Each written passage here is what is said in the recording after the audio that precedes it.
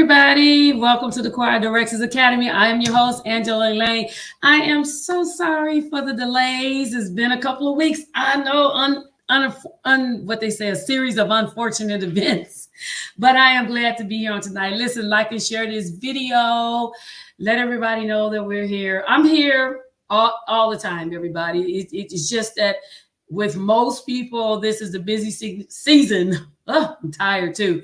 Between April and, for me, it's April and October that are my busiest seasons, going here and there, supporting people for different reasons. Sometimes I'm performing and sometimes I'm blessed. Yes, blessed. I call it a blessing to sit in the audience and just absorb. So thankful to be here another day. Glad that we're alive, we're awake. Prayerfully, your day has been uneventful. It's been a good day for you. It was a pretty good day for me until, if you're like me, you work in the business world, month end close. We're preparing for the next month, just closed out quarter end. So I got a few days to slow for some slowness, and I'm appreciative of that. Again, like and share this video. Let everybody know that we are on. I want to give a few shout outs. Hey, Victoria, Danita, Darius, good to see you. Hey, Scylla Willa. That's my sister. Glad to see her. And I'm sure my niece is out there somewhere. And probably my little furry nephew, Henry, is somewhere in the midst. And thank you, YouTube. Glad to see you. Let's review last week before we get into it. I know that's why you all tune in to talk about choir uniforms. That seems to be a pet peeve of so many choir members. And we're going to discuss this a little bit. You, as the minister of music, choir director of music, whatever your title is that gives you authority over that department, you need to be the one to stress how important it is to do those things. Okay. I know, we're living in a society now where a lot of things are not, everybody complaining and protesting about stuff that just makes no sense. But we need to understand that what we're doing is kingdom work. And we need to have a standard. Okay, so let's just review what we talked about last week. So I kind of teach in a flow. So I want to review what we did last week to kind of go over. 2 weeks ago, we talked about song selection and just about, what do I have? 4 highlights. I don't have my glasses. Sorry, I don't know what I did with them. But anyway, 4 things we want to keep in mind when you're picking the songs for your choir, the type of choir. Remember, it's a show choir, church choir, youth choir, competition choir, whatever kind of choir it is that you're doing. Broadway. Remember the type of choir and its mission, what you're planning to do. If you are a civil rights choir, of course, most of the songs you sing will be towards civil rights, right? If you're doing a youth choir, is something that appeals to their age, has relevance to the theology of the Bible, but also it is more tailored for that age group. Remember the venue or the occasion. Remember, you can't sing what you would sing at a wedding. You can't sing at a homegoing. If it's a pastor's appreciation, we know generally those songs have to be a little more churchy, right? If you're at a musical, of course, you have a wide genre of songs that you could possibly sing that, when it's a musical, when people come there, they expect to hear different variants of music. Okay. So it's okay if you sing something classical, then something Caribbean, then something hymnal, then something up to date, using whatever genre you consider to be up to date. If that's okay. Third thing, you want to consider the theology. We have a lot of songs out there, as we talked last week. You can refer to that video. I will put the link when I'm offline. I'll put the link out there so you can review it. But theology is a key thing today. The song, make sure that song ties back to the Bible. That's who we're singing about. We're singing about Jesus. Make sure what they're saying is actually true according to the word and not somebody's sideline interpretation. Okay, you want to make sure that it ties back, because that's how a lot of us get away from the teachings, get away from things. I'm not talking about what a person's private interpretation is. That's a big problem that we have discussing on today. Everybody's thinking, well, that's your impression. No, it's not my interpretation. What does the Bible say? And let's learn to read it and heed it. Okay, remember, I don't care what anybody tells you, okay, about the Bible and its theology. Remember, you got to impress God to get in there. All right, it's God's heaven. It's not anybody. Human is not going to be there standing there with you when you stand before the judgment seat. Nobody's going to be there but you. Okay. You can't roll back and say, well, so-and-so told me and this one told. No, it's what God says. I always tell people that I'm trying to get into God's heaven. So I'm thinking about what he's got to say. Okay. And then the last one is the level of difficulty. Don't try to, if you know your choir has a very hard time harmonizing, please do not try to teach them Richard Smallwood songs or even some of Ricky Dillard's songs. You need to get something simple enough that they can grasp very quickly and move on quickly, confidently, and move on. Okay. So let's check out. That's my sister agreeing with everybody, agreeing with what I'm saying. Oh, mom would be so proud. All right, let's go back. Let's get into this. The main question, someone came to me with this question, said, are choir and musician uniforms are necessary? My personal opinion, when I was music president, any choir that I'm over, I require uniforms, and I require that you look your best. Your shoes need to be shined. Your hair needs to be tailored or tied or whatever. Men need to have on a shirt and tie. Yes. Even my musicians had on a shirt and tie. If you don't have a shirt and tie, guess what? You don't play. Simple as that. You have to have rules and standards. And everybody, when I became the music president, everybody knew that what type of person that I was. You know, and even in my own church choir, they know what kind of person that I am. So if you have a problem following order, I don't want to say orders, but if you have a problem following instructions and whatever, then I'm not the person that you need to be with. Everybody knew. I see a comment. Oh, thank you, Joan, for agreeing with me. Everybody that knows me knew my standard. I operate at the highest standard. I'm at a standard of excellence. I do not accept, let me make this clear. I demand excellence at all times when I'm singing. No. Do I understand that we're humans? Yes. Do I understand that we make mistakes? Yes. Because there's a time when I'm directing, I forget a song and I just make up something that we do something till I figure out where I'm going. All right. It happens. But for the most part, everybody knows that I have a standard of excellence. Period. In the story, I'm not compromising with you. If everybody, because what we forget is that the choir, you're not an individual. You are singing with a group of people. And I do realize that COVID has messed us up. We have gotten to the point where we don't want to be together. We want to be individualism. We're become more narcissistic with them having us to remain 6 feet apart. It amazes me how we don't want to sing in a group of a choir outside of the normal reasons. You know, I mean, if you got somebody that's over the choir and they really don't know what they're doing, I can understand you not wanting to sing. Okay. But outside of that, okay, you have we don't want to sing close together. We don't want to stand together. You know, get away from me. I don't want you breathing on me. But yet the same people will get on a crowded plane with a bunch of people you've never seen before. You don't know where they come from. You don't know if they are mad scientists. You don't know nothing about them. But yet you squeeze on this plane 3-4 hours. You don't clueless. You don't know who they are. You in a compact place, no mask. But you can't sing with the fellow people, right? I mean, you know, it's all kinds of stuff. You know, you can't do this, but you do that. That doesn't make any sense. So what we're trying to do is promote unity. You know, God is all about unity. He wants everybody to what? Work together and look together. No, I do know that it's amazing to me. Whatever uniform you pick, everybody's going to look different anyway because everybody's different. But what you're trying to do is bring everybody together so that in the audience, when they're looking at the choir, they don't see 25, 30, 50, 100, 200 different people per se. They can focus on the music and the ministry of what you're doing. The most beautiful thing is to see people work together, come together, wear a uniform, and move as one. There is such a spirit. I remember when I was ROTC and I was drill platoon. And we had uniforms and I was in the marching unit and I was in honor guard, right?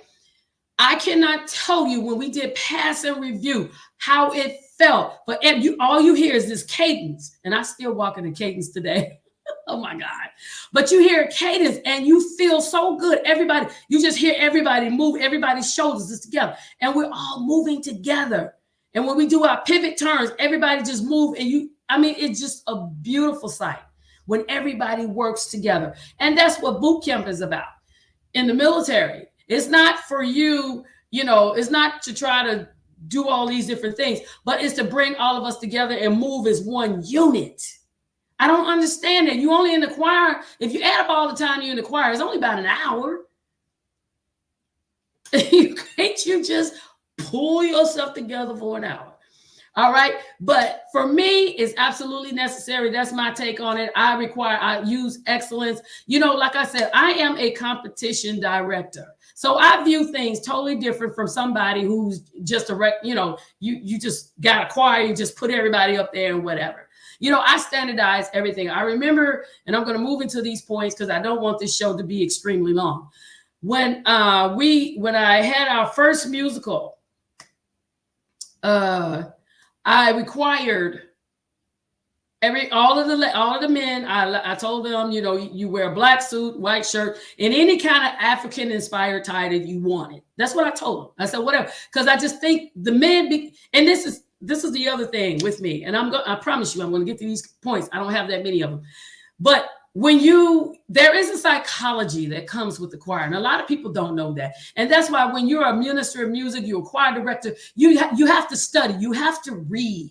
Okay, I have magazines from. I'm a part of the American Music Choir Directors Association, and we get magazines every month that talk about the psychology, the finance responsibility, all kinds of things related to the choir. And a lot of people don't know it.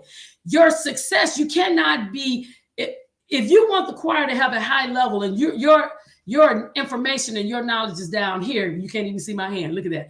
It's not going to go anywhere. You have to increase in order for the choir to increase. When I look at a choir, I'm looking at them. First of all, I'm looking for how they even walk up on the stage. And like I say, I do competitions. Everything counts to me, because when you're in a competition, those judges are watching every single thing that you do. They watch the shoe. They look at everybody's shoes. They look at everybody's hair. They look at everybody's face. Are you kept? Or are you, all over the place? They look at all of that. They look at how you shape your mouth when you sing. They're looking at listening to how you pronounce your words. They're looking at how you move. And is everybody moving the same way? Or is you got some people moving it and some people just standing still being stubborn? All of that kind of stuff. And then they're looking at how you place the people. And you ever notice in every choir, the front row is always the ones that move around a lot, and the people who don't move are in the back, because that's eye level. That's where everybody's looking. All right. So when I see a choir walk up, I'm looking at them. I'm looking at how they walk up. There should be a process on how you walk up, not just all arbitrarily lazy and all of that kind of stuff. I went through all of that with the state choir. They already knew when I came in how it was going to be. I worked with the district choir. I worked with my own local choir, who has won numerous awards. The most popular one, because we're in the competition field, but the most popular one was How Sweet the Sound. And I did, and God blessed me to do that with 9 people. I don't play. I don't care. We were in the newspaper. They were talking about she had 9 people. Hey, Tracy, we had 9 people. This lady won with 9 people. No, I require excellence. You don't have to have a whole lot of people for them to sound good. It's just technique, how you teach them. You got to teach them, everybody. You got to teach the people. You cannot just throw it up there and say they're going to run with it. They're not going to do it. They're only going to, and teaching is persistence every week. But when I took over and I told them what I expect, I told them what we're going to do. I'm turning you all into a competition choir, not this, willy-nilly, whatever you used to. And I had some struggles. I'm not going to lie. I had some struggles. But when I had my very first concert with them, I asked the men to wear black suits in any kind of African-inspired tie.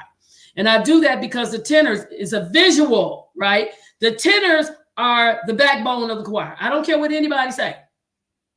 The tenors are the backbone of the choir. That's where everybody rests. So you have your tenors in the middle. They all they're grouped, and they're generally men, but they're grouped together, and everybody kind of rests there. They're they're kind of the stabilizers, right?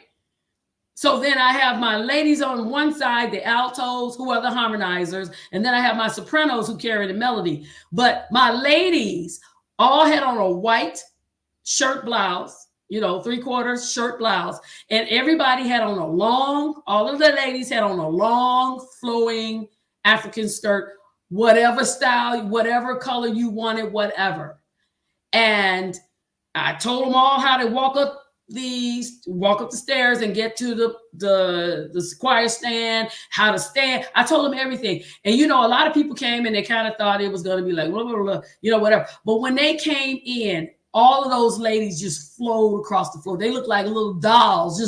You would have thought it was some kind of cotillion. I didn't expect them to do all that, but they looked like a cotillion flowing with the flowing skirts coming up there, and they sang off the charts. I mean, everybody was just like, oh my God. But excellence. I knew that the uniform will usher in. God likes beauty. He likes for things to be uniform. He likes things to be done a certain way. And we don't want to just throw God anything, right? We want to teach. A lot of people do what they do. And I'm beginning to find that out. A lot of people do what they do because they have not been trained. They don't know. A lot of times, when I go to the restaurants, my mom she wasn't a debutante, but she was trained like one. She was in school and went to charm school and all this stuff. So she required the same of me. And I share a lot of information with my sister and other people. So we were taught how to sit, how to talk, how to, position yourself. So a lot of things at that time was still kind of popular to go to that. A lot of people went into modeling school. I did model for a little while, but basically it was the etiquette type situation. And it's amazing to me how so many people don't know how to do that, right? So don't beat up the choir because, this or that, the other. What you want to do is you want to train them. Okay, now I'm gonna get off my soapbox and I'm gonna go straight to whatever, because I don't want to be on here forever, okay? This is kind of like what I kind of gathered from talking to people. But this is what I understand it to be. And of course, you can tailor it to your church. What is going on in your church. These are the pros, okay? And understand, again, I'm thinking competition. You want your choir to have a respect, right? You don't want it to be that when you come up there, everybody just kind of sit there and look like, oh, here we go. Get up, do what you're going to do and move on. Even with my local choir, we always were dressed in uniform, right?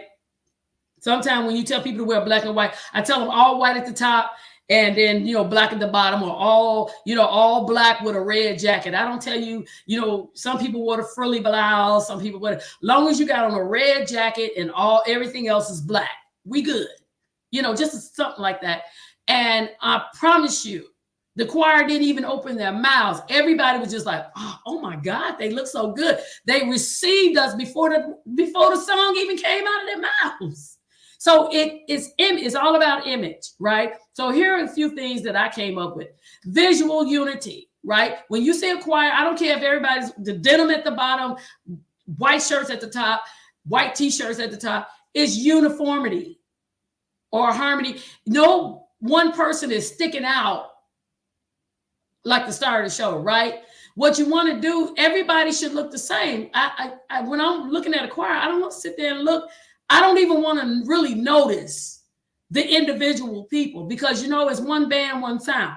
Each section is sounding like one, and then all of you sound together, sound like three people, but you want it harmonious. You don't want people just you don't want to take away, is what I'm trying to say. Are you with me?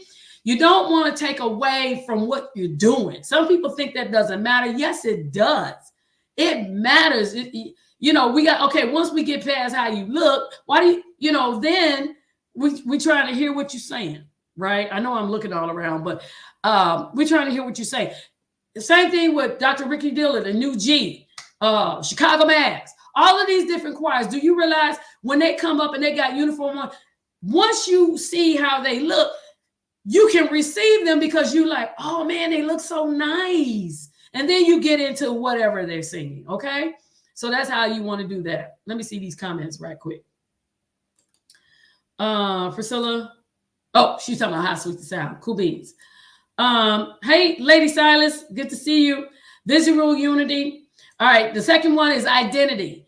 Everybody wants to belong to an entity, right? That's why we got this whole, that's why people pledge. That's why they join all these organizations. They want to be a part of something. The choir is the same way. You are a part of something. Membership, right? Even if sometimes you have the shirts, and then you know how it is at your job. They give everybody a polo shirt with the company logo and all that kind of stuff. People walk around and with their backpacks now, because most people, are mobile and they have their laptops in there. And on the back of the backpack, you see the name of the company that they work for. Membership, same thing with the choir. When you have uniforms, it brings in closeness. It brings in membership. Okay. Another thing is professionalism. It promotes one band, one sound. That's it. One band, one sound. It promotes that. Especially when you require them to look nice, because most people today, they don't know. They just show up and whatever. But when you have uniforms and you tell people this is the way we are, and you know what? Sometimes people just have to see when they see the reaction of the people. I know my choir was the same way. I used to tell them, sing this way. Enunciate, pronunciate, breathe properly. When you're singing, inhale through your nose, exhale through your mouth. So you won't let so much air out. Don't let everything out. You should be able to hold it 8 seconds flat without even losing breath. Okay. In training them and teaching them, it brings about a level of professionalism. Right. And once your choir sees how people respond to them, once you're consistent on that, and the choir sings that way consistently, it brings about a unity, a professionalism. They get to the point where they get used to that standard, and they measure up. They set their own standard. Okay. Let me see these comments. Hey, Kashan. Thank you, Lady Silas. Jones says, setting and maintaining a standard is important. Absolutely. Absolutely. What did you say, Kashan? Hey, you. Absolutely. The professionalism promotes a one voice concept. You're bringing everybody together. You look clean. You look neat. We're in this society where everybody just want to look everywhere in any kind. Yeah. Okay, I don't want to get on my soapbox and get the but it just looks better when people are in uniform. Okay, that's what I want to stress: professionalism, and it also shows discipline, which is severely lacking today. No discipline. I mean, nobody wants to be corrected. Nobody wants anybody telling them anything. Everybody just want to do it any kind of way. And then when you're not received, when you're not respected, when it doesn't come out right, then everybody's having a conniption. I don't know. I don't want to be a part. Well, you're not going to be successful at anything if you don't have discipline. Period. End of story. I don't care. If you don't have discipline, you won't get a trade school certificate. You will not get a degree. You will not own a home, because you have to eat. I don't care which way. If you get a mortgage or if you pay for that house cash, you still got to be disciplined. Okay. You must be disciplined.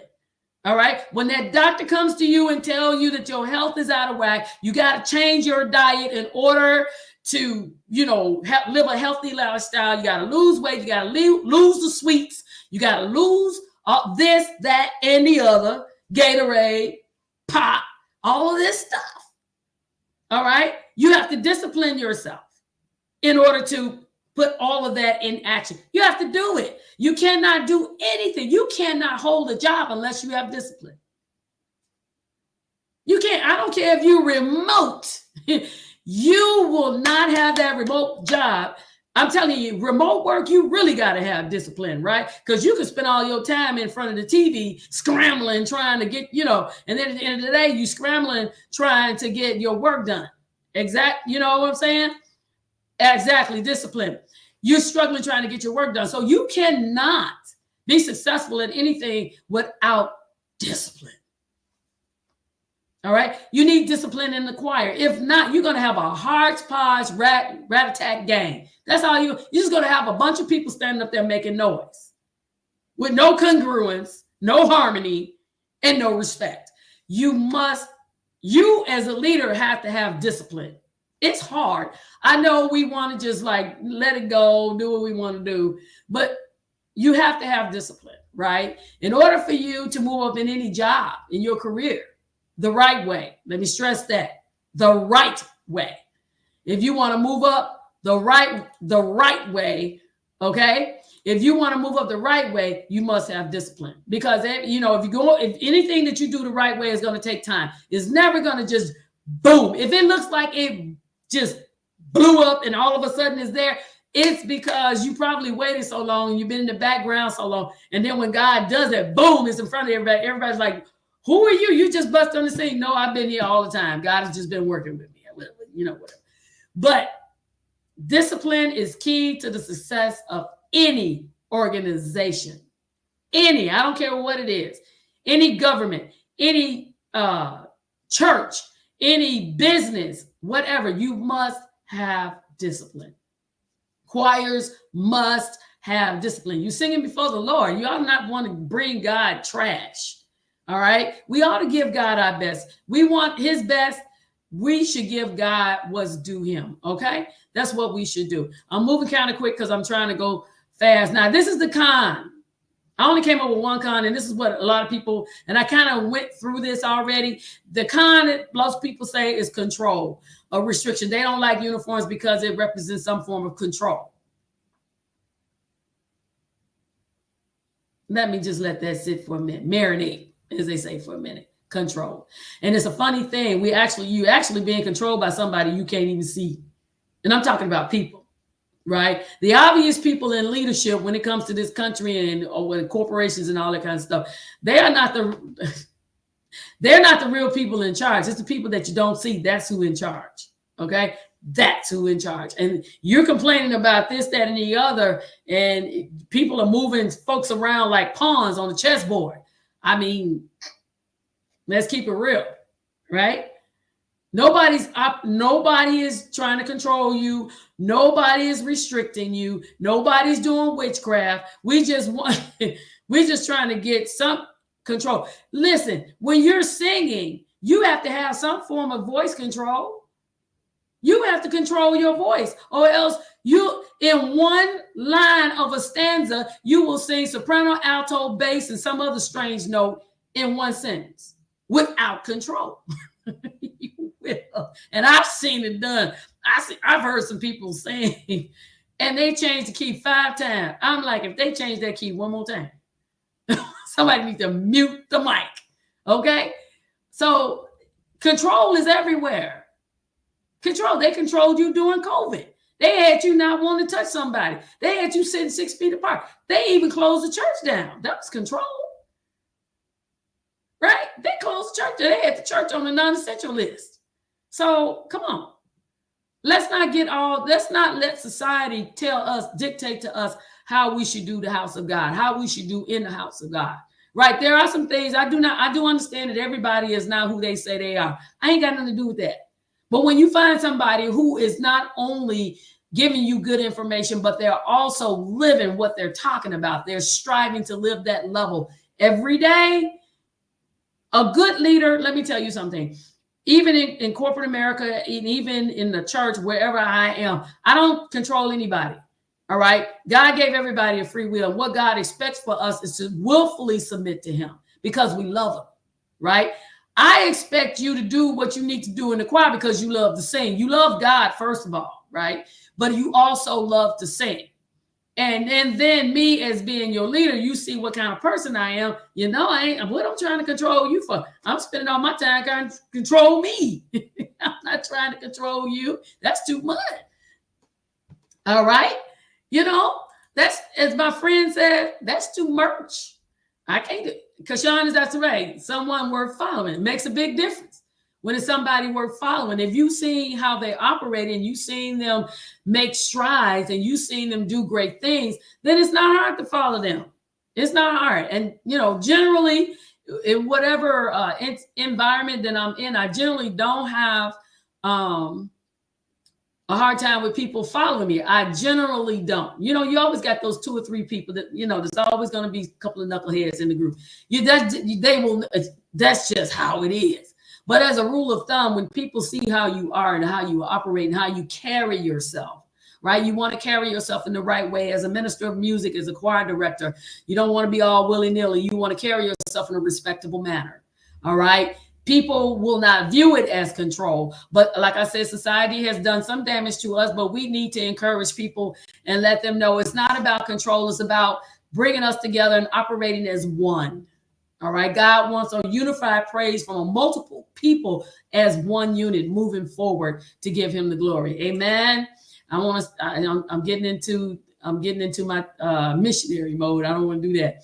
All right. These are just some suggestions,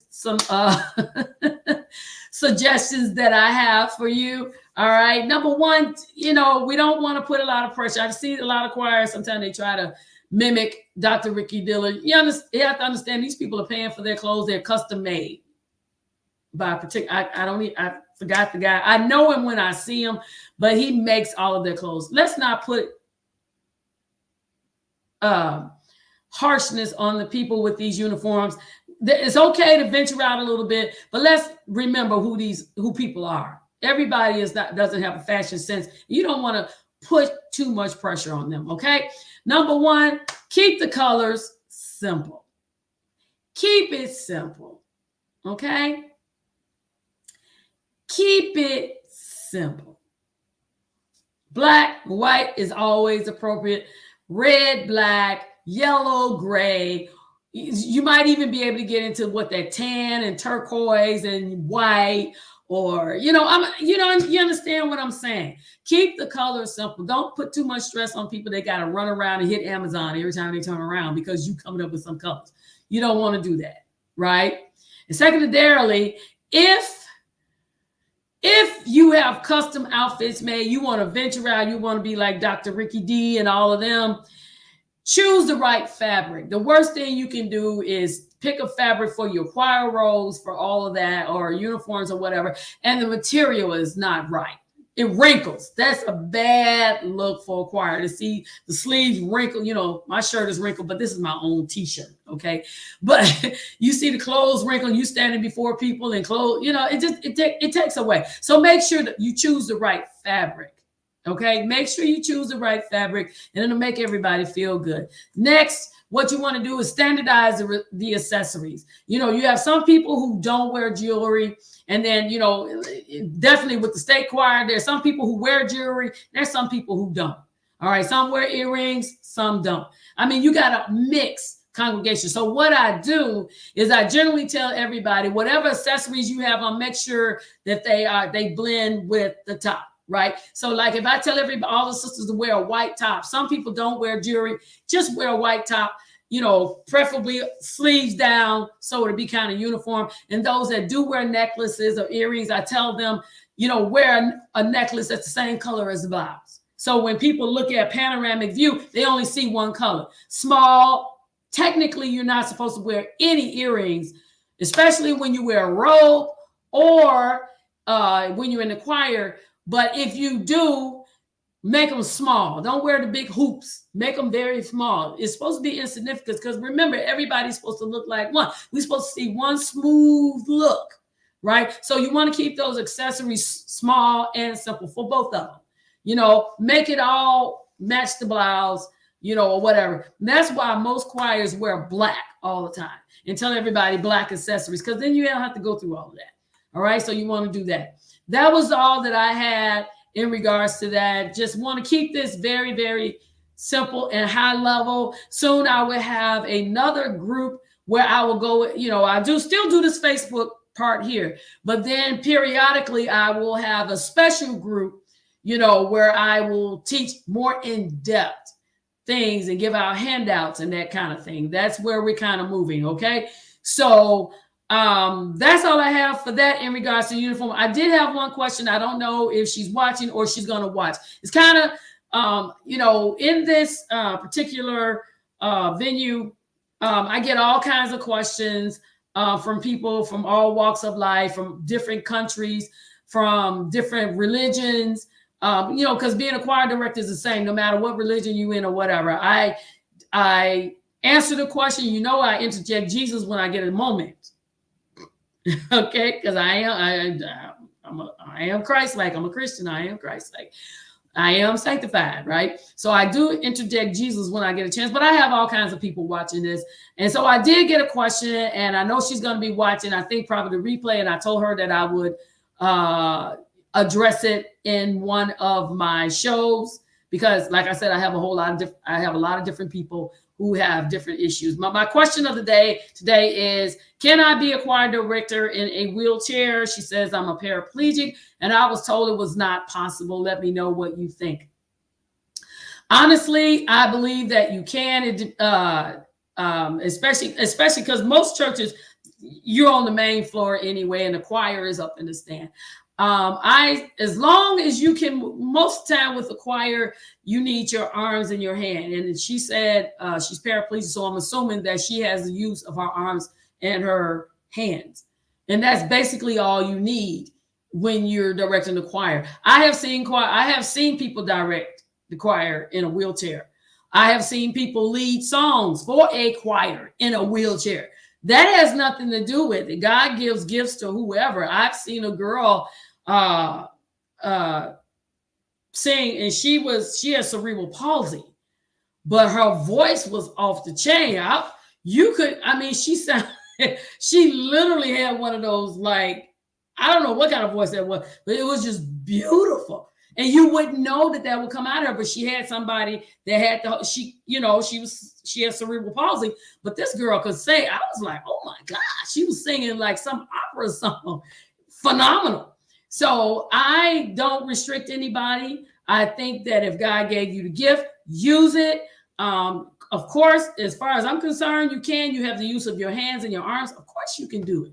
I don't restrict anybody. Music is universal.